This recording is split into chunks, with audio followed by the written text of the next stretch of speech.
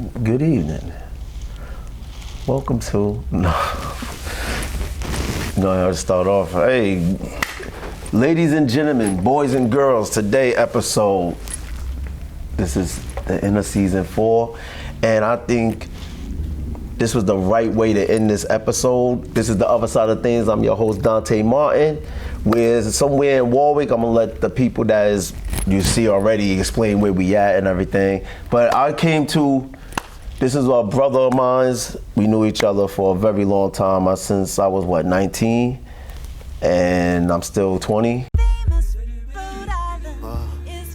Welcome to TF3 Airport. Is what? Is what? Is what? Is what? Is what? Is what? Is what? Is what? They say what we famous for. That's why I'm taking y'all on this verbal tour. First stop, Providence Place Mall, 3 floors of stores to shop for you and yours. Don't have a ride, you can take the Ripper. Anywhere you need to go, the bus will get you. Cranston, Warwick, even Newport, Kennedy Plaza, where you can find the ice court. Y'all know Brown University, famous. J-Dub, PC, you alright? Famous. Students from everywhere come here to go there. The capital's Providence. Dante is in your ear. Home of the Blue Bug, Iggy's and Thayer Street. Full of stores to shop or places you can eat. Near is downtown P-Pack. Enjoy a show. The Dunk Water Fires. Other things you need to know. Can't forget Fat Hill for real.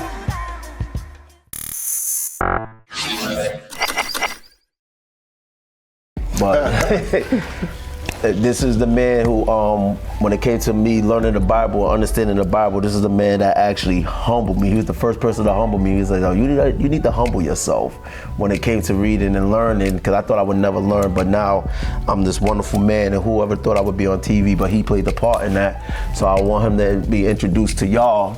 Introduce yourself, sir. How you doing, everyone? Marvin Barnes. We're here today at Rogue Island Gym, Warwick, Rhode Island, 1200 Bald Hill Road. Wonderful place to train.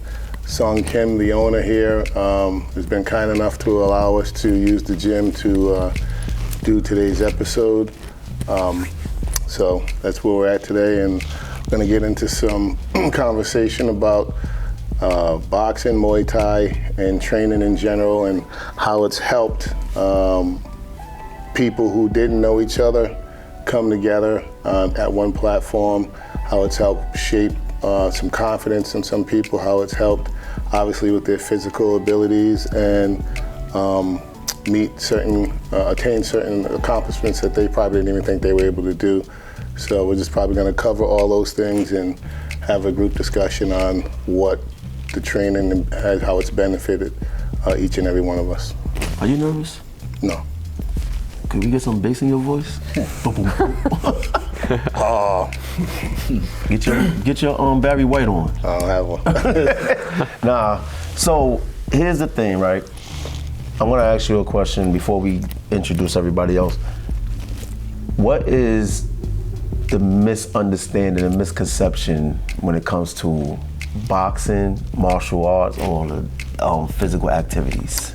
That you have to be like this physical specimen. You know, people believe that you have to be like somebody from the streets. You got to be tough. You have to be, mean or mean-spirited, which none of that is the case.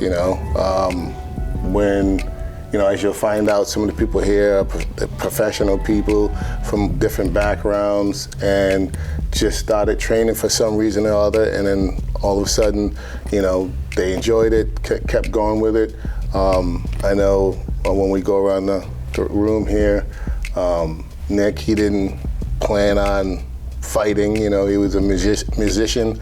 But at the end of the day, I saw something in him that I believed he had the talent and the grit to do it. Lynn, obviously another professional, Bob, corporate. So you don't have to be some, specific type of individual to train. And you see nothing in me. It's very, that's the misconception that, you have to, probably be, I want to get myself in shape. Then I'll go, or I want to, I'm not really that tough, or I'm not a fighter, or, something of that nature. And that's not what it's really about. It's more about discipline. It's more about camaraderie. It's more about, achieving goals for yourself. You know what I'm saying? Mm-hmm. Like, some people do it for weight management. Some people do it just to get out of the house and be around other people. Some people do it they want to fight. Some people do it for self-defense, just to get the confidence. But there's many reasons that you can train that the misconception is that you only train to fight or to hurt people, and that you're going to get hurt if you train. Now that's possible, but most likely if you're in the right atmosphere, that probably won't happen. All right, so what inspired you? What made you start off to want to train yourself? So I've always been a combat, like I loved boxing coming up. I used to watch K1 all the time, WWF, and that's WWE now, So I always liked combat type sports. So I was like a huge boxing fan for going back, way back. And there was a guy that I used to work with, and he invited me to go to some tough man competition down at the Strand in Providence, the Strand Theater. And, we got down there, it's like 500, 600, 700 people in the room, and I'm like, hey, you sure you want to do this? And he's like, yeah, he was real arrogant, real cocky, So he got in the ring. The kid that he fought was jacked looking, My guy wasn't really big, didn't have a physique. Anyway, he just got, beat down, annihilated, So he was like, man, it wasn't just the punches, it was just I was so tired. I had no energy, And I'm like, man, don't look, it looks hard, but don't look that, because you don't know until you actually do it, Right. So I was like, I think I'm gonna do it. He did it, so I gotta do it, So I think it was like maybe 2 weeks later, I go down, and I got in there, and I understood. if you're not in shape, like to fight, that's competition-wise, I was big, I was lifting weights and all that, but none of that means anything when it comes to fighting. So I got in there, I fought some kid who actually ended up a year later, I think he won the Golden Gloves. I didn't know the kid then, but when I started training after. So I got in, after the second round, I thought I was gonna die. I literally thought, I was like, I couldn't breathe, because I didn't know how to punch. Is it the stamina or is it the punches getting hit? It's because when you don't know what you're doing, like, you gotta breathe, when you're punching. I was tense. Everything I was throwing was hard with everything I had, because you watch TV, you're watching Tyson, you're watching, the knockout was the thing, right? Back then, I didn't understand the art form of fighting, how to break people down, how to move around, how to pick your shot. I didn't know none of that stuff. I was just looking in there like, I'm gonna hit somebody, and when I hit him, he's gonna go down, And that didn't happen. So the guy was tough, and I was so tired at the end of the second round. The ref, you think like, you got a minute in between rounds. It seemed like 10 seconds, when you can't breathe, what I mean? So the ref came, okay, you ready, round 3? And I'm like, nah, I can't do that. Oh, you doing that? You throwing a white flag? I threw it. Throw the towel! Throw the towel! So anyway, after Rocky. I did that, I was talking to a guy I worked with. His name is Kenny Mariowenzi. And Kenny used to box, right? So he's like, I know this guy, he owns a gym, and you should come down. I can show you some things. So he was at the fight. He was like, you got some skill, you just gotta learn how to do this and this and that. I'm like, okay. So I ended up going to a place called Boletto's Gym in Providence. It's 401 gym now. That location, Boletto still, I don't think he has a gym. It's now gloves up, guns down. Lamont Powell owns it now. But, so I ended up going there and I trained for about, 3 months. And I was in there, I met the guy that ultimately started training me, who I'll get into later.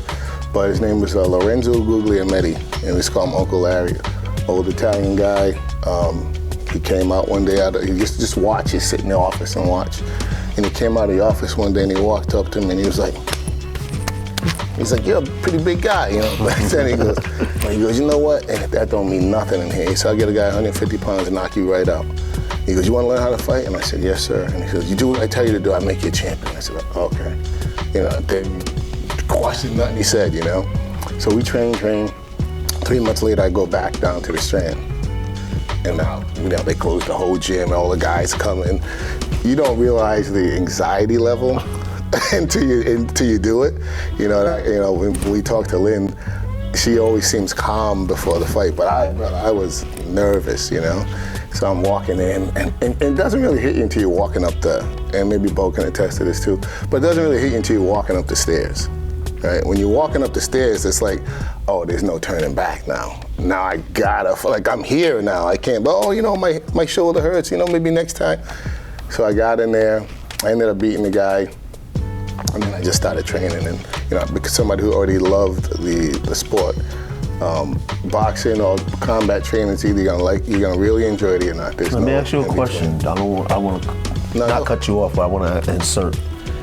You said you won the fight. Yeah. So, ladies and gentlemen, the process of, he's saying the anticipation of going up them stairs, looking at this opponent, trying to get his weaknesses, his strength, right? You try to calculate all that at the same time. So now, what happened if he would have beat you? You think you would have lost your confidence? No, I think it would have probably made me more, because, you know, if you're a competitor and you don't perform well at something or you don't do what you think you could have done, for me, it drives me harder. Like, you know, now I gotta go back and get that right. You know, I can't go out on the L. I can't do that. So for me, had I lost, you know, yeah, I would have been embarrassed because, you know, there's a lot of people there and, you know, I had my whole gym there. And I'm like, man, I let my trainer down. But had I lost, I think I would have just trained even harder. Nice. I would have wanted to fight the same guy again. That probably wouldn't have happened, but I would have wanted to do that. It's important for people to know that because some people would have gave up. Some people tend to like, you know what, this ain't for me. How many times anybody in this room felt that way? Or you know somebody that felt that way? So now while we at it, great transition. We're gonna go around and we ain't done with you, but we're gonna go around and introduce everybody because they're like, why did you just sitting there and they ain't saying nothing? So we're gonna start That's my protection. Start off on the right over here, and then what I ladies. Oh, well, first. you're right. I apologize. So what I'd like to do is before they go, the people you see here are people I met through the sport, right? Mm-hmm. And different backgrounds, you know, different upbringings, but we've all come together, and now we're like a team. Family. You know what I'm saying? Yeah. So, champ. My name's Lynn Roberts. I train in kickboxing, Muay Thai, and also with Marvin. I've been training with him about 2 years now for boxing. I actually met him when I fractured my ankle and I couldn't kick a knee or anything anymore. So I knew Marvin from Carl, so I figured let me start out with some boxing while I can't do anything with kicking. And so he got my boxing right, and so it's been about 2 years or so I've trained with him, and we've hit it off since then. Absolutely. So I started about 10 years ago, or a little more now, and I started with this I Love Kickboxing, cardio kickboxing class. I just wanted to get in shape. It was like 3 classes for $20 or something, and got roped into signing up and actually doing a membership, and I was there for about a year or so, and then I decided I wanted to fight. And so from there, I fought, and now 10 years later, I've got 11 fights, and just been still training ever since. I started the Muay Thai aspect. So first was cardio kickboxing, and then I wanted to try the Muay Thai, which was always after the kickboxing. And the coach there kind of discouraged me at first, like, I don't know if you'll like it, Muay Thai's pretty tough. So a few months went by, and like, I'm gonna try it. And I did find the class, stuck around.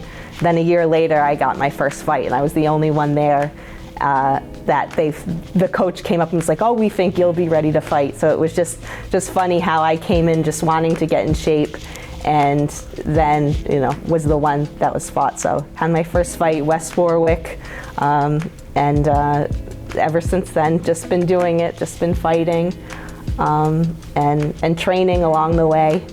I took a 6-year break. I was training, but I kind of got discouraged. I had my first win, and then I had 3 losses.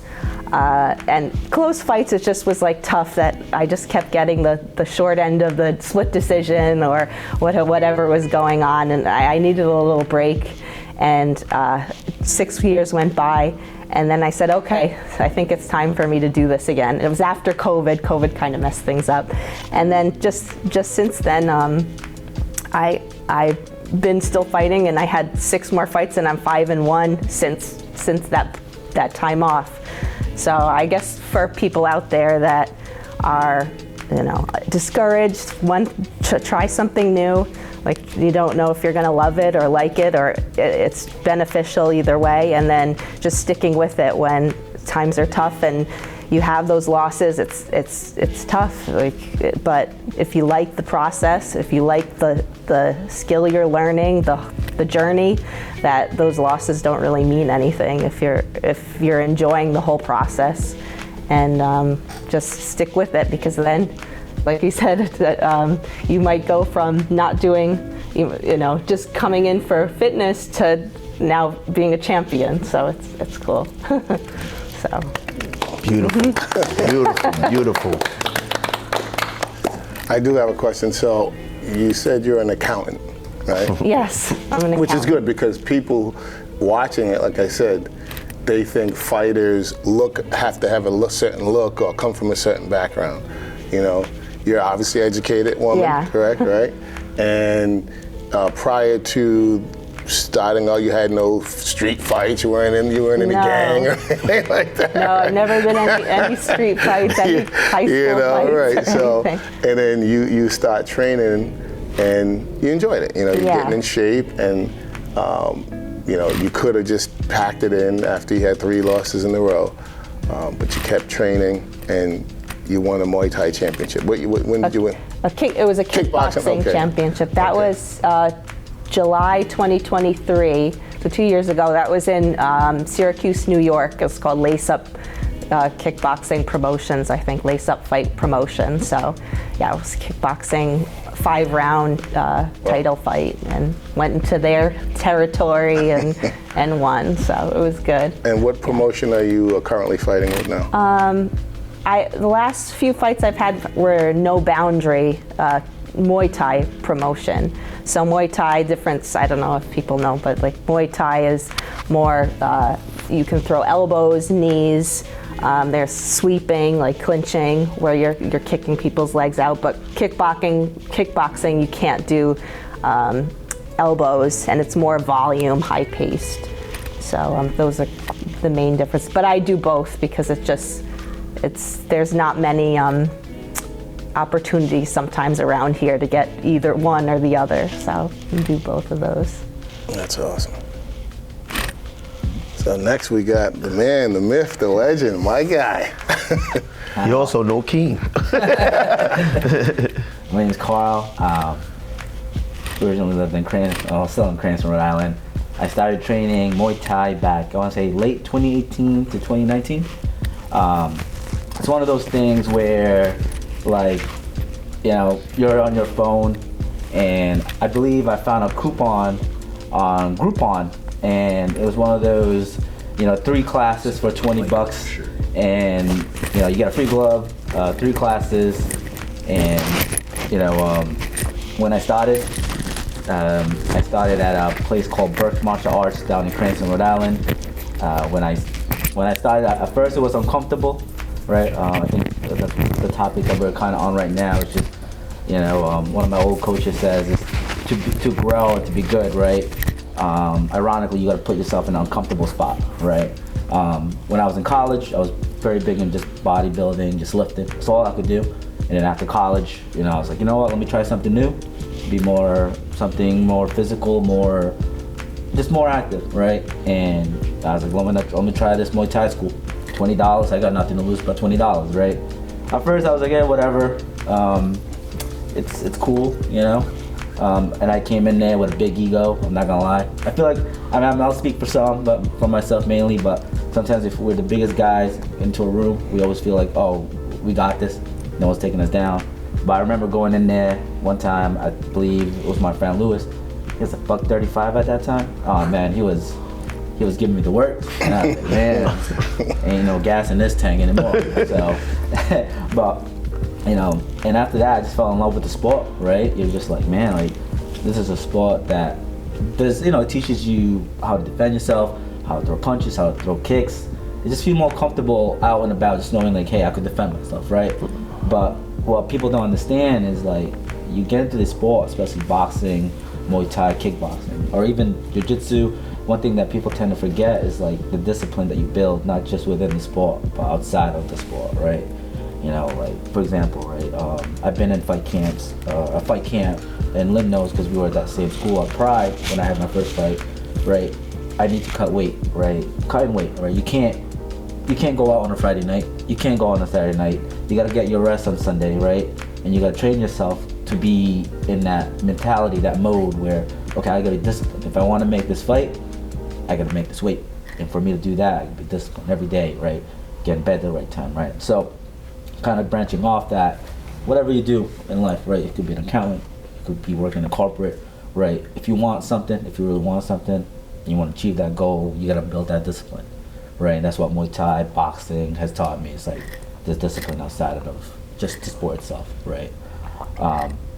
But, you know, just kind of going back into the actual sport itself, I left Berks, I want to say mid-2021, and one of my boys said, hey, you know, maybe you should get into boxing. You know, you're a little shorter dude.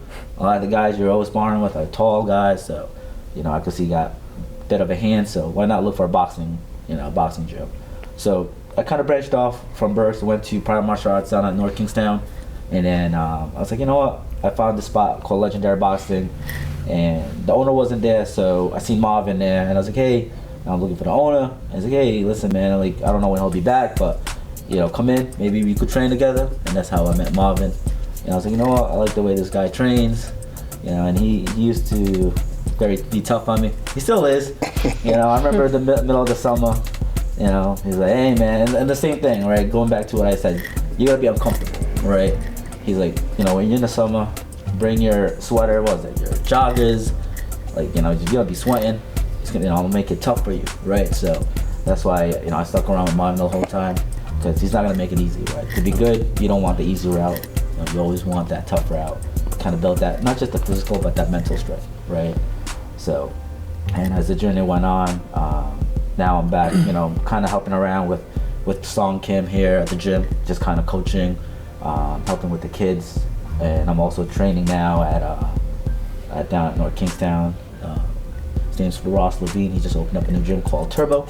So he's more of a kickboxing style compared to Rogue Island. It's a Muay Thai style, right? Just kind of touching up on what Lynn said about kickboxing and Muay Thai. Muay Thai is just what they call 8 limbs, right? So you got the elbows, the knees. So it's just more of a dangerous sport, but you know, in Thailand they count as an art. So it's just going back there, and like I said, it's just I got 2 switches. Like, when I go down there, you know, I want to be a student and train, because you can't, let's be honest, unless you are, but you know, this sport, I mean, you could be doing it for 10 years, 1 year, 5 years. One thing that we all have the same similarities is there's no ceiling, right? There's no stopping point. Right. You're always growing. So, you know, that's why I'm training at 2 gyms. You know, one where I'm a student, and the other where I could be a coach, be an example for other students, right?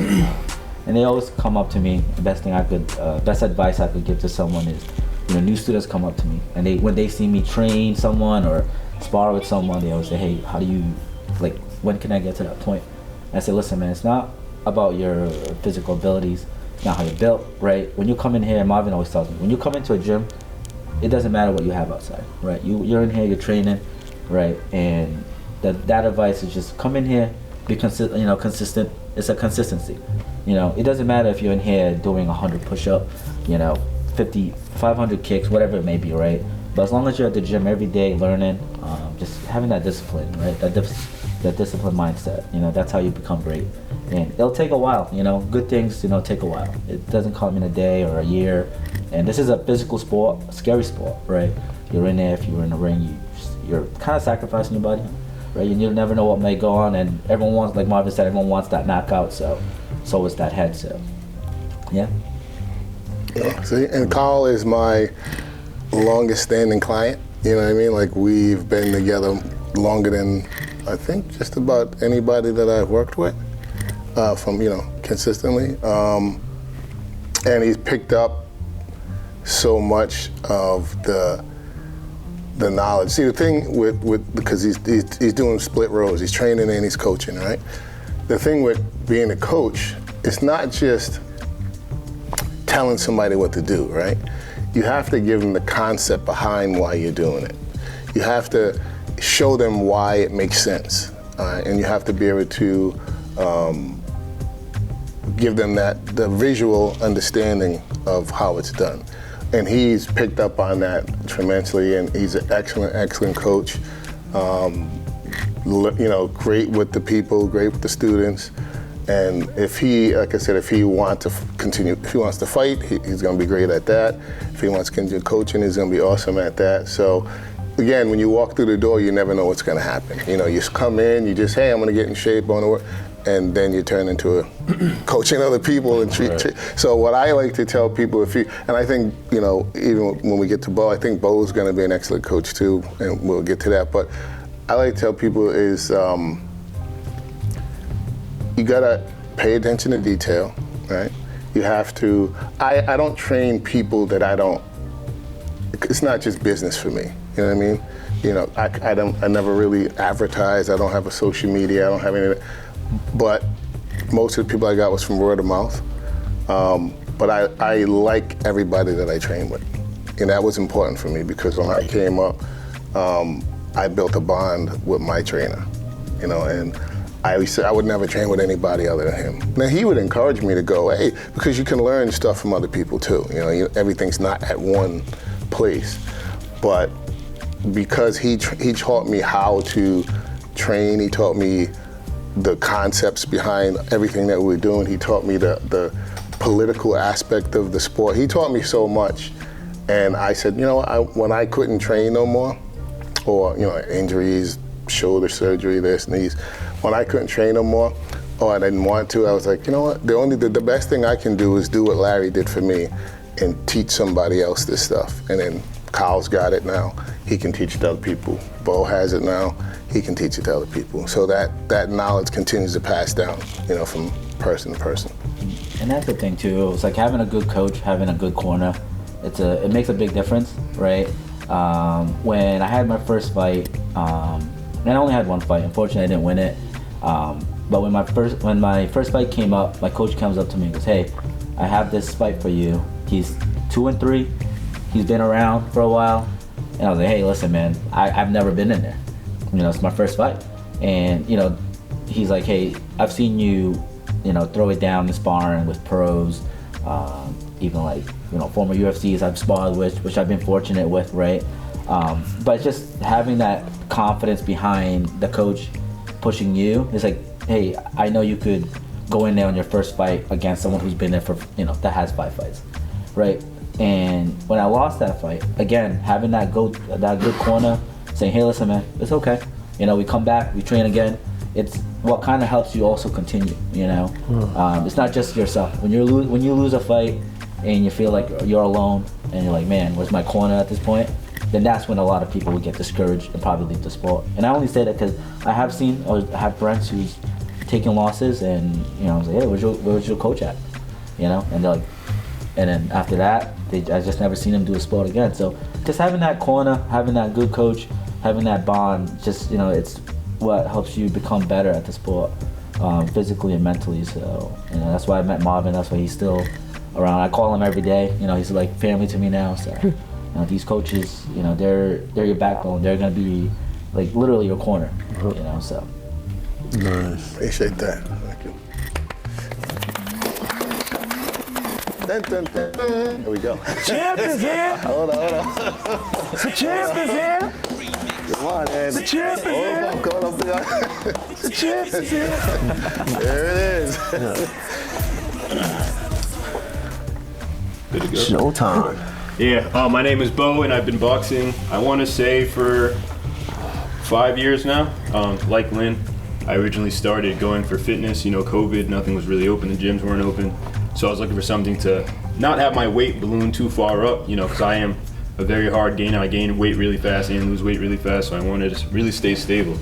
So I went to a gym. My neighbor actually is a professional fighter, Nick DeLumba. He was training classes out of a gym in Pawtucket. And what we did, I went over there and just kind of, hit the bag, kind of learned the generic stuff. Rhode Island's really small, so everyone pretty knew each other. So I met a lot of people there. And starting from there, they actually switched gyms. They moved from Pawtucket to Warwick. And then I started training out of that gym. I took a long break though, because as people know, when boxing, you box so often, it takes a lot out of you if you really want to compete. So I took a long break, and when I came back, they were at a new location. So I started training out there. It wasn't anything serious, just to lose weight, learning 1s and 2s, things of that nature. Nothing too serious, definitely not ready to fight. Probably couldn't even defend myself, but it was just pretty, low level boxing.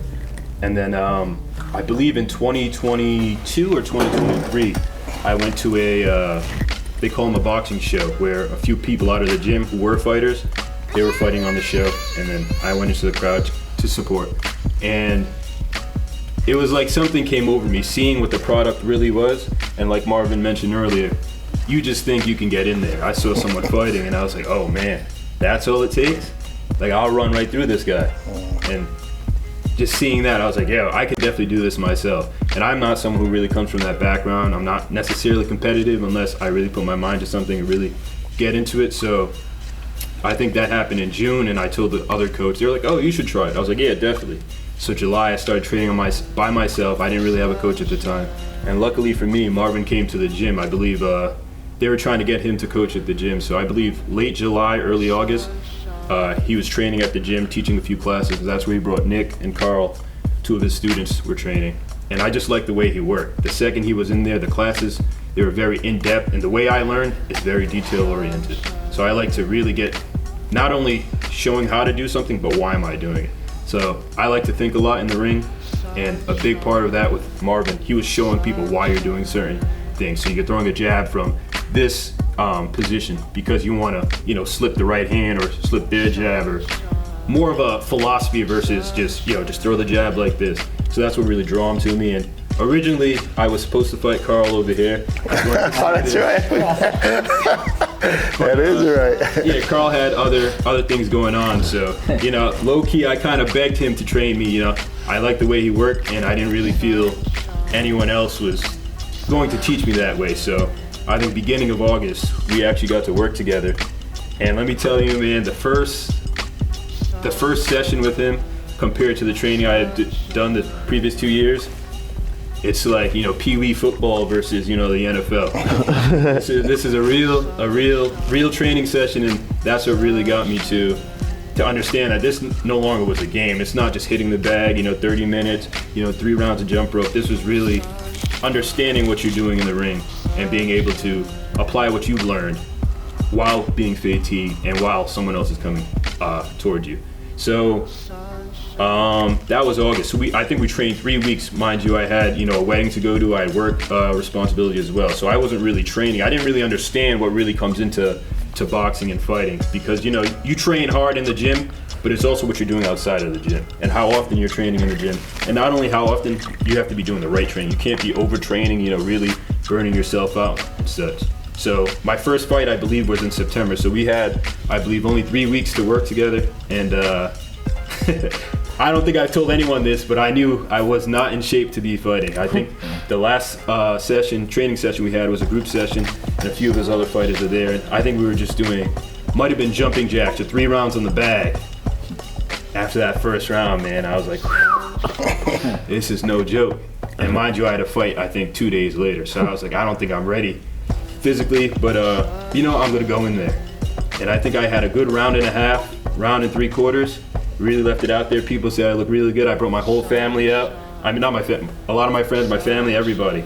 And there was just a wall I hit in the middle of the second round. I thought I was winning, round and a half. And after that, man, I was so tired, I couldn't keep my hands up. And that really humbled me in that moment. So even the person was smaller than me, weighed probably like 30, 40 pounds less. And even then, he made me look just horrible. Like, I want to delete the footage everywhere. I hope no one ever sees it ever again. Except the first round and a Can you half. find that? Round and a half you could show. Anything after that, yo, wipe it. I was just walking to the ring, like you said earlier. You don't really understand the anxiety your body has, because your body goes into a fight or flight kind of response. And just walking toward the ring, out of the backyard toward the ring, my legs were shaking, my hands were shaking, and it's something I've never really felt before. So my body was telling me like, oh, this is for your life. This is the response I was getting. So I got in the ring, and when you get in the ring, your first time, you're just throwing everything hard, like he was saying. I had a very similar experience to him, throwing everything hard, you know, and you're like, oh, got him first round. Second round, you feel good. Throwing everything hard again, midway through the second round, it goes from like, 70% to 65 to 60 to 40 to 12, and then you're just trying to survive. You hear that, the bell ring, you're like, yeah, that was like 15 minutes. There were 2-minute rounds, I was in the corner, felt like 10 seconds, a minute. They're telling me all the things I can't think, everything's all around, man. I'm just thinking about how tired I am and how, I gotta get out of here. And the third round was not good. I saw shots I could have hit him with. My hands couldn't come up. I couldn't hit anyone or, really perform. And that really humbled me, and that pushed me to take boxing serious. But after that, I probably took like 9 months off of boxing. I just was really discouraged. I really got, humbled in that fight. So took a bit of time off. Got back, was still training with Marvin sporadically, but then we started training, I want to say in March, and he really wanted me to get in there. He saw my talent and just understood that it was a new experience, and the first time doesn't define you, and that was what was really important for me. So he really pushed me to really get into the ring again, and we trained pretty hard. So my second fight, I did a lot better. It was against someone who was said to have, 3 fights? 2 fights? Which one was that? Jones. Oh yeah, no, 7. Well, he said he had, 2 or 3 fights. He had 7 sanctioned fights. And he was the guy that won the Golden Gloves, didn't he? Or Yeah. so. He was accomplished 7 sanctioned fights, and Well, let me just interject real quick, right? So, because when I got to the venue first, right? We were fighting at B&F Gym in Pawtucket, right?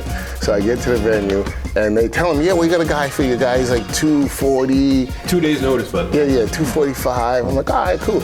Because at the time, I'm like, nobody's being my guy. You know what I'm saying? Like, Bo puts his hands out, it's a wrap, yada, yada. So I remember going into the back room where all the fighters are getting ready. And then I came out, and then this dude comes walking down the hallway. And the dude, I don't know if, for fight fans, he was built like Evander Holyfield. I mean, chopped. I'm like, oh, man. He had to be about 6'4", 6'5", in that area. I mean, chiseled to the bone, big, deep voice. He had a probably size 17 shoe. Hands up. I was like, holy smokes, this dude's humongous. And right away I was like, oh no. So I called Bo, and I'm like, yo man, this dude big. and he was like, you can see when somebody's in shape, you know what I'm saying? It was you got a long day. Yeah, I was like, man, this dude's big, bro. He's like, what do you think? They're on the phone, he ain't there yet. I'm like, it's up to you, man. Like, he's like, no, what do you think? What do you want me to do? I'm like, well, we're here, so I mean, we gotta, let's just do it, He's like, I'll be there, right? And I'm gonna let him finish the story, but he came in, he looked That's when we pray. Yeah, yeah. So we got there. He got there. So I remember, he probably remember this. And as we were walking out, it was pretty good, decent amount of people there. Yeah, right? Nice packed house. And I remember looking at him before he got in the ring, and I said something to him. I think I said, lock in, man. This dude ain't beating you. I don't give it, because I'm like, and I could see it in his eyes. I'm like, he's looking at me, yep. I'm like, yo, we got it. You know what I'm saying? The only thing I was thinking is don't let this dude hit you with a clean shot, But one of his best performances, in my opinion, but something that we didn't, it showed me a couple of things. A, that he had more than just physical ability, he had heart. You know what I'm saying? And that's, for a fighter, that's a lot. He had heart, he had determination, and he didn't gas out, he didn't look sloppy, and he was still holding back a little bit because he thought he was gonna gas out, but I thought it was one of his best performances against a guy that was accomplished, had way more fights than we did, and I'll say it now for people who, I tell them all the time, ain't nobody in this area, in his weight class, at the level nobody's beating him, in my opinion. And I'm not just saying that because I train him, but ain't nobody beating him. That's good to interject, because like I know people say, what are these belts? Cause they like, are those fraudulent belts? Like, did he get out the prize machine to grab her? So he could explain it. So, Bo is, there's, you have the way as a coach, and Carl will attest, you have people that have certain things, right? So I trained a girl, and her name was Grace, and she was my best student because she was 12 years old, started from nothing, right? And just became a beast. Just picked up love training. I used to have her spar grown men at 12. She sparred champion, like Golden Glove champ, like she was a beast. My best student. I had another student named Gasper. Gasper was my most talented student. Gasper had skills, he had a great IQ, good movement, good speed, good power, and one of the biggest disappointments for me that we didn't get a chance to continue on. But my most accomplished, obviously, is this guy right here. So when you're talking about, is this fake? No, this is not fake. This is real hardware, real hard work. USA Boxing. So this one is the what? What is this one? This is your New England Championship. So this is Massachusetts. What's the name of that gym over there? The one the one. Melrose. Melrose. Okay. So Nolan Brothers, big thing. A lot of people go. First time we went. Last fight of the night, right? That was the fight I was supposed to go to. Yeah, last fight of the night. And there was so much nonsense because the guy that's putting on the show was very friendly with the referees. So they was trying everything they could to take the fight, right? He is, some of us who wear contacts, they say you're not supposed to, but he fought in contacts. They both got knocked out. So I get to the corner, he's like, I can't see anything. I was like, what do you mean? He's like, I can't see. I'm like, well, don't worry about that. Just punch, when he gets close, you just hit him in the body, So with all the adversity, the fatigue, because the guy was a big dude, man. He was a bodybuilder, humongous, strong. He can't see. It's almost like 11 o'clock at night. We've been there all day. But I told him when we first got there, all the belts are sitting on the table, lined up. And I said to one of the guys, let me see that. And soon as because I never got one of these, as soon as I grabbed it and I felt it, I'm like, man, this is nice. And I looked at it and said, bro, we got to get this. There's no way we can leave this gym tonight without getting one of these belts. And he brought it home. And then, so we've won 3 titles in what, a year and a half? No, about 7 months. Well, 7 months, okay. So he won the Golden Glove title, Southern New England Golden Glove Championship, the New England Championship, and then this year was we fought in Connecticut at Rude Dog Boxing, and this is the Rude Dog title. Good fight from some guy from New York, and that was the last fight. But I don't want to interfere with what he was saying, but the most accomplished, hard worker, picks up stuff. If he wanted to, my opinion, he could be a pro. If he wanted to. And people that see him now, like if he goes to another gym and trains it, they recognize right away the skill set. You know what I mean? But so for people who, I don't know, when we started, no fights, just messing around, to winning 3 titles within a year, right? And like I said, so the gym he was talking about was, what's the name of the gym over there? B&M? No. Where? Lewis is Rockstar. Team Rockstar. Yeah, Team Rockstar. Lewis Felix, what's up, Lewis? He basically was at another gym that I was at, and he was like, hey, I want you to come over here with us. We'll start our own gym. And I was like, nah, I don't know. Anyway, so when I got there, he was like, I got this guy, he wants to work. Maybe you can help him out, he's a heavyweight. And at the time, I was on the downside of the coaching aspect, because I put so much time into it over the years, and I'm just like, man, I don't know if I want to do this no more. Right. So, coaching is a lot of giving and not a lot of reward, you know what I'm saying? So at that time I was like, but it takes people to bring that back out, and I'm like, man, this dude's big, he's strong, he's showing up for training, and that inspires you as a coach to want to do it even more, So I thank Bo for being who he was and who he is, and his dedication, putting his time and energy and picking up on the things that we were training and working on. But in my opinion, he hasn't even scratched the surface of his ability. So, I'm hoping he fights again, and I'm pretty sure when he does and he puts his mind to it, it's going to be spectacular. Is that it? I just have one thing. So with the fight, my second fight, one thing that really showed me he was the real deal was, he gave me the game plan. And usually in amateur boxing, you don't get a game plan. You fight whoever's in front of you and you just use your skill. This is in the pros. You don't have 12 rounds to work. You don't have 8 rounds to work. It's literally you go in there and you kind of just throw punches. So with him, he said, here's what we're going to do from the beginning. We're going to break him down. He's very lean. What I want you to do is really work to the body the first couple rounds, and then the third round, that's when you start working toward the head. So going into the ring, I knew what the game plan was. I knew what I had to do. And, I hop in there, first 3 seconds he's on me. Double jab, boom, boom. And right there I knew I was good.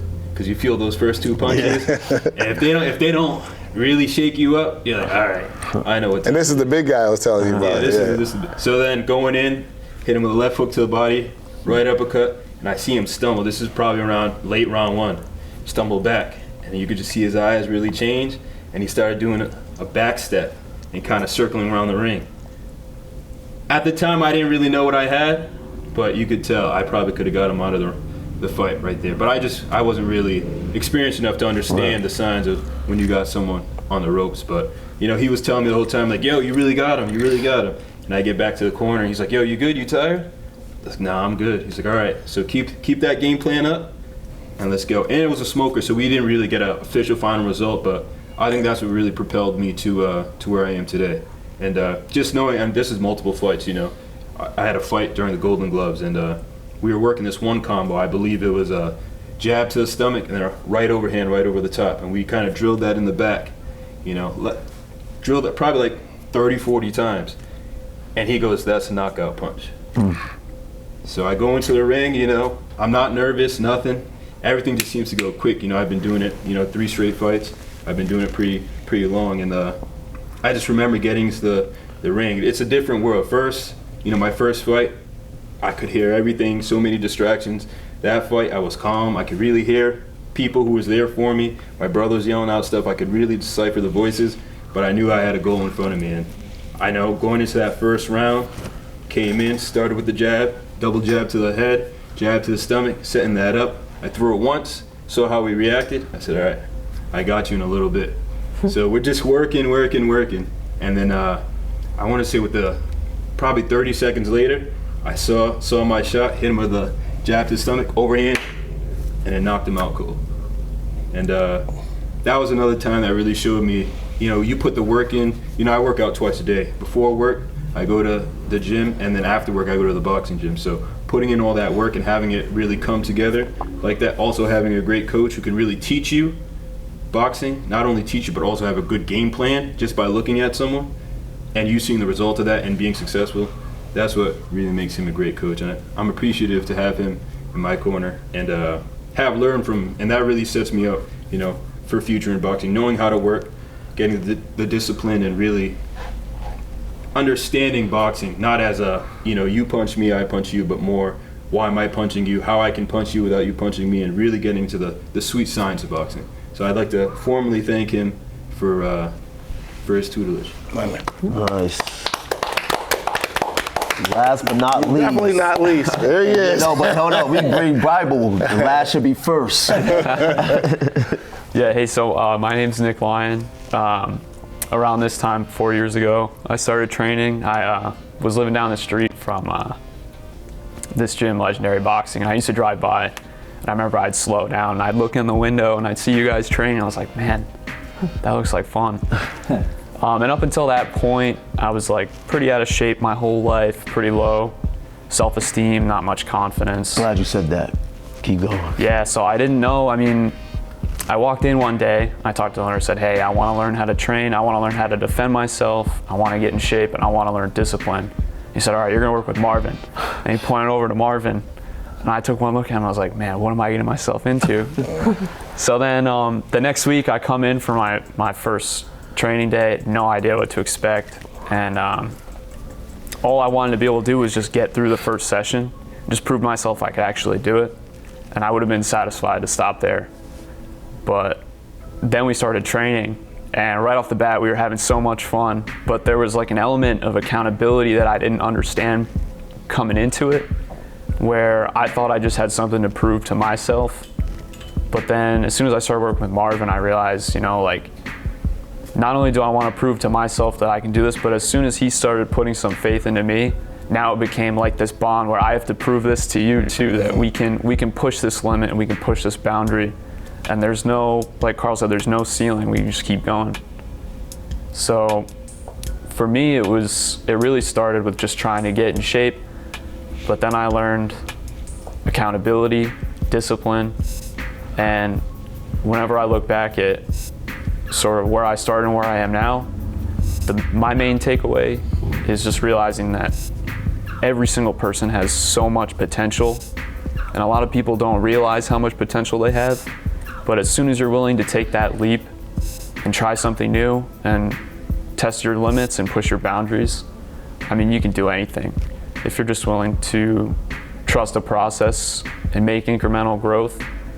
What I fell in love with was just after every training session, if I just got a little bit better, could endure a little more cardio, get a little stronger. I mean, I just fell in love and honestly like addicted to that feeling of just getting a little bit better every day. And everybody's capable of that. You just got to be willing to take that leap. So I want to jump in real quick, right? Powerful words. He's not. Appreciate that. We ain't done with him. He's not. No, I know. I'm just. I love so it. Love he it. came in with his buddy Austin, and you know, when people come in, hey, I want to. You know, when you're doing it for a long time, you get a lot of people say they want to train, right? And then they'll come in and they'll work out once, and then they're like, yeah, nah, I can't do that. So I had to learn not to go full boat, you know, when people just kind of walk them into, you know, and build them up from slowly, right? So they came and we work out, and I'm like, all right, these guys, now he's kind of diminishing. He was strong. He was working, must have been lifting weights at the time. I was lifting weights. Very strong, man. So we're working, and I remember, you know, because I would always do light sparring with my students, and we okay, you're gonna work with me today, you know, and I was in better shape at the time, so we put the gloves on. He's like, all right, okay, and I'm trying to, you know, stalk him and, you know, intimidate him. And I remember he hit me with a body shot, and I'm like, whoa, that hurt. You know? And I tried to grab him and rough him up and get a little, and he was, you know, he was strong. I'm like, man, this dude's strong. And I said, bro, you got, you know, you're talking a couple of 3, 4, 5 sessions in. I said, bro, you got something that you don't even realize you have. You're super strong. His cardio was crazy for somebody who hadn't done this before. And I was like, you know, you really should think about fighting. This is, I don't know, we were like a year or 2 in, right? Yeah. Maybe. I said, you should fight. And he's like, nah, because Nick, you know, I hope he does. He's a musician, right? He plays the drums, and that's usually all your hands, timing. Yeah. So I'm like, nah, bro, I'm telling you, you should fight. I'm telling you, man, you got skill. And I would put him in with different people, and they're like saying the same thing. Yeah, he's strong, man. He hits hard. And it got to the point where, like, you know, because a lot of times if there's nobody to spar, then I got to do it. I got to get and kind of do simulation sparring with them. And I was like, it's not fun getting in there with this dude. This dude hits hot, you know what I mean? And when they're picking up the stuff that you're teaching them and doing it to you, it makes it even less fun, But no, he was... He like the dude from Sin City, but hit with... But he's got a lot of tenacity, a lot of toughness, strong. Like, I've never seen him... Like, even when we fought in Tiverton, right? Like, everybody's like nervous, and you can see it. You know what I mean? I had what do we have? 4 guys fighting that night. Yeah, you, 4 Gas people with Bo, and Victoria. No, Damani. Damani. So yeah, it was like 4 or 5 guys, and the other guy that fought. So anyway, he's sitting on the back wall, just sitting there chilling with his foot up on the wall, watching the fights. And I said, "Hey, you nervous at all?" He's like, "Nah." Packed house. I'm like, "Really?" First time he's fighting, And they lied and said the guy that he was fighting didn't have a lot of fights. Find out the guy had like 20, something crazy like that. And I could tell as soon as he got in there, I'm like, well, this dude's he's not no amateur. I can see it. He's got some skill. Nick held his own. And I remember he hit him, I think it was like in the second round, he hit the dude with a body shot. And I was looking at it, so I know how that body shot feels, And the dude starts, he's on his bike. I can see it in his face, like, oh, I don't want to get hit with none more of that. So the point is, here's a guy who's a musician, didn't realize that he had certain skill sets, certain abilities that he had. And that's another thing about coaching. You have to see things in people they don't see in themselves, you know what I mean? And that could be anything, not just training. You could see, oh, you know what? You could probably be a good politician, or you could be a good, you got to see things in people that they may not see. And you got to convince them that it's true. Because they still may not believe it, They still might be like, nah. But dude was tough as nails. Now he's doing Muay Thai and kickbox. He's doing all of it, you know what I mean? So he's not just taking it from the boxing, he's into the training itself. And I think if I'm not mistaken, you're gonna be having a Muay Thai fight at some time, right? Kickboxing or something? Oh, who knows, baby. I got a question, because something you said before. I want to make sure this is on camera. This is for all y'all fight fans out there. See, you got boxing, Muay Thai, kickboxing, all that. You said something, and whoever want to answer can answer. You said something about when you sparred and then you actually got into your fight. What's the difference from you sparring, confidence in sparring, to actually getting into that ring and realize these are different confidence? Well, I think everybody should answer that question. Oh yeah, there's I'm very calm sparring, I think just 'cause you're used to the gym you're at, you're used to the people. Sorry. So it's kind of a different vibe than when you're actually in the ring. When you're in the ring, everyone's watching you, you're the only one there, and they're all and so it kind of switches. So that was one big thing for me, is getting over that adrenaline dump too at the beginning, is that you're so hyped up that this is my time, everyone's here to see me, I can't let my family down that's here, my friends, I got to beat this person. So I think that plays a part, and I think just experience, you just have to get in there, you have to do it in order to get over it, and then just the intent is different than sparring. Your intention is to hurt them. When you're sparring, usually, especially kickboxing or Muay Thai, you don't want to hurt your training partner. That's your friend that you're training with day in, day out. But when you're in there, it's a different story. We'll be friends after the fight, but right now I'm trying to hurt you, I'm trying to stop you. So, Ooh, she said I'm trying to hurt you. yeah. See? Smooth operator. I think it's one thing I've learned is you gotta have the confidence in both.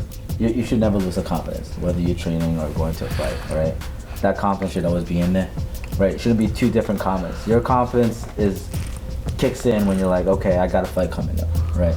That's one thing I've learned, right? I've only had one, but like I said, I've been fortunate. I've been training with a lot of different people. Like I said, I've trained with Bo, spar with Nick, spar with Lynn. Don't matter who it is, right? Like Marvin, like Bo said, there was one point Marvin said, hey man, right? This boxing match for you. Dude's like 6'4", 270 pounds. I was like, all right, cool, I don't care, right? Just gotta have that confidence in yourself. And it don't matter if you're a good coach, and I had really good coaches. One thing they always say is whatever you train in sparring is what transitions in fighting, right? Physically, that definitely makes sense, right? Keeping your hands up, doing this, but mentally as well, you should bring that confidence in sparring into the ring. Because once you start to change up that confidence, then you start to question yourself, okay, is this dude gonna be better than the dude I was sparring? Like, man, this guy looks bigger, man, he looks fast. Then that's when you start to question yourself and start to doubt that confidence, right? So that confidence should transition as you build up to that fight, right? And like I said, just having that trust that you have a good corner. All the guys that you're sparring with are the best that you can get. And they usually are. You know, I've been fortunate. A lot of the guys I've been sparring with, they've been really good. And every time I see someone else from a different gym, you know, that competitiveness of like, you know what, I've faced someone better. I know someone better, so this doesn't scare me. And guess what? If you know, I've gone into that mentality to different gyms, and I was like, dang, I was wrong. This dude's way better than me. But you know, but you know what? Like Lynn says, right? Like after either sparring or fighting, you become friends with these guys, and that's just like a whole new realm, right? Now it's like, man, that's another level, right? There's a new level to this. So now it gives you that mindset, like, okay, then I gotta train harder, you know. And the same thing, you know, me and Nick, Lynn, we train Muay Thai outside of the gym itself, so we try to like better ourselves, right? Okay, like how do we get better outside of the gym, right? And that's that confidence that just starts to build up, and then when you do get a fight, you know, then that's when you're like, all right, cool. Like I've done this before. I know what I'm doing, and this is what I got. You know, you go in that ring, you know, you bring that confidence that you take from training with great partners, and yeah, it's, you know, to me that's how you become successful. Nice. So for me, I hated sparring, man. I'm not an aggressive type of dude, you know what I'm saying? Like, I'm a guy, like, if you push my buttons, then I'm gonna stand on it, but I don't like confrontation. I don't mind getting into verbal debates, but I don't like confrontation, you know? I'll verbal debate you all day long, but. Yeah, you would. You know what I'm saying? But I hated it. It was the most nerve-wracking, because every time you got in there, it was a potential for you to get hurt, knocked out, and that was, I think everybody who fights your biggest fear is getting knocked out in front of everybody. You know, like, how's that gonna feel? You know, somebody breaking your nose and knocking your teeth out. And I had so much anxiety sparring, and I sparred with, you know, a lot of different people, and I hated it every single time. It wasn't until I wasn't competing and doing that stuff, and I finally got a confidence in sparring. But to your question, sparring is to work on the things that you've been training, right? And you get somebody in front of you that, if they're working with you, you can work. You know, it's harder if you go to another gym and try to spar somebody because you're in my house. I can't let you make me look bad. So they're going to be trying to so it almost becomes like a fight, right? Well, sparring is to build your confidence, to build your stamina, to get you to get used to the physicality of, you know, and you're not, you know, the physicality of the sport. But the biggest difference between sparring, as Lynn pointed out, is the stakes are higher when you're fighting. Then you got the adrenaline dump. You have the anxiety of everybody watching you. You know, you have the fact that the speed is different, right? Because it's like playing a pickup game and then playing an NBA Finals. You know what I mean? The speed of the game is different. Everything's different, and the intensity is a lot higher. So. If you got a good environment where the coaches are controlling the sparring is going to be your best friend to being better when you get in an actual competition. But you know, a lot of places they're throwing guys in sparring the second day in the gym. You know, it's like, nah, you gotta kind of want to work to teach them some things, especially defensively. Instead of just throwing somebody, oh, this guy looks like he's tough. You want to work out? You want to spar a little bit? Well, my guy who's been fighting for 5 years, yeah, you know, like I don't condone that kind of stuff. And you know, unless the guy that you're sparring is very acclimated to working with people who don't who are not very, seasoned. So I'll give you one last thing. The first guy I ever spotted, and I told these guys a story 1,000 times, was a New England super heavyweight champion. Right, so now my trainer's like, oh, you're gonna spar with Big John today? I'm like, huh? First time I ever sparred with anybody, other than that fight I had at the Strand. And he's putting my gloves on, and he's like, listen, let me tell you something, kid. Don't mess around with this guy. He's a professional. He can hurt you. He's the hardest puncher in the gym. Now, none of that's helping at the time that you get rid. I'm scared to death, literally. I'm like, oh, you gotta be kidding me. And then you start thinking the same thought I had when I was walking up in the gloves. It's like, the heck am I doing? I don't need to be doing this. And then I'm paying, that's what I'm thinking that, till the bell rings and then you gotta go. But wrong career choice. Yeah, you know what I'm saying? So for me, sparring was always, but you had to do it. It was a necessary, it's like somebody running a 10K. They have to train that to get better. So that my experience with it was tough, but it was helpful, and that's where you grow as a fighter.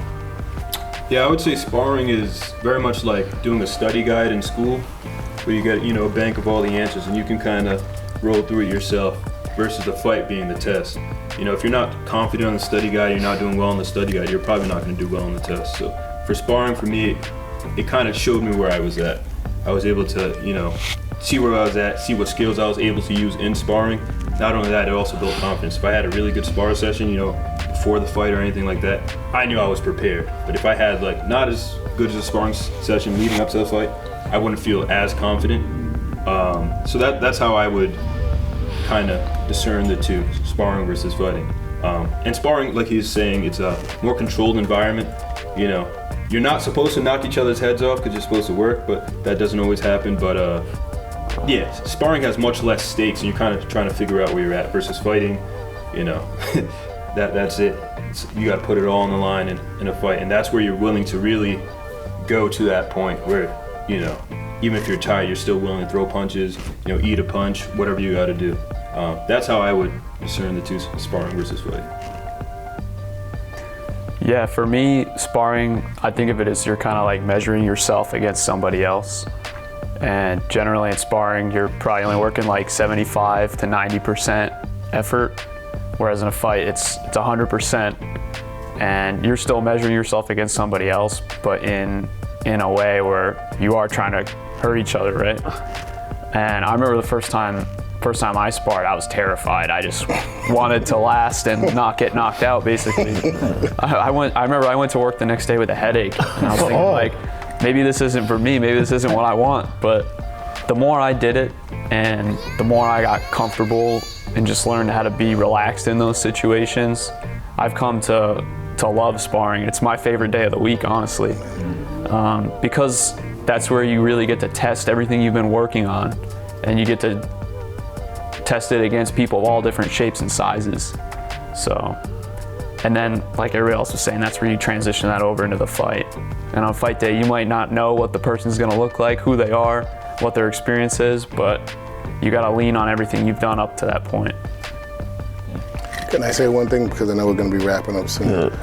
But for me, as a whole, the journey of training to coaching and all that stuff, I wanted to say I wouldn't be anything without these people. You know what I'm saying? Like, it doesn't matter what you know. It matters, I would say life is about legacy and what you leave, as a legacy. I'm very fortunate to have met Lynn, Carl, Bo, Nick, and all the people that I've trained and worked with me, and all the gyms that I've been in, Legendary, BNF, John's Gym in Connecticut, Strike Zone, Boletto's Gym, Gloves Up, Guns Down, all these different places, Rogue Island Combat.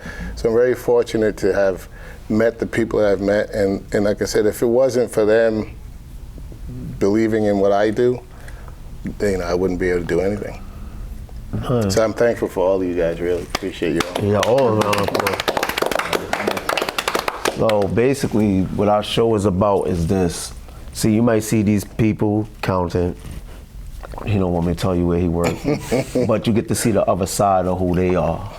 And that's what's important. Like you just told how many gyms there is. I liked your story about how you said that you was doing it for discipline, and something else. What else you said? You said something about confidence. Yeah, confidence. So that, because a lot of people lack confidence, insecure about themselves. How you said, I just wanted to get in shape, and your transparency about how you say, I felt like the toughest man, and then I felt weak. Because that's funny. You could come in there thinking like, yeah, and somebody could actually make you feel smaller, and they smaller than you. And so that's the beauty of life, the beauty of combat, the beauty of sports, the beauty of family, meeting new people, the beauty of champions. And just to touch up, right? It's weird how we're all connected, right? And I was talking to Keem, right? I was like, wait, you train at this gym too? Yes. You know this person, you know that person? And that happens everywhere. Like, I'll go up in Mass.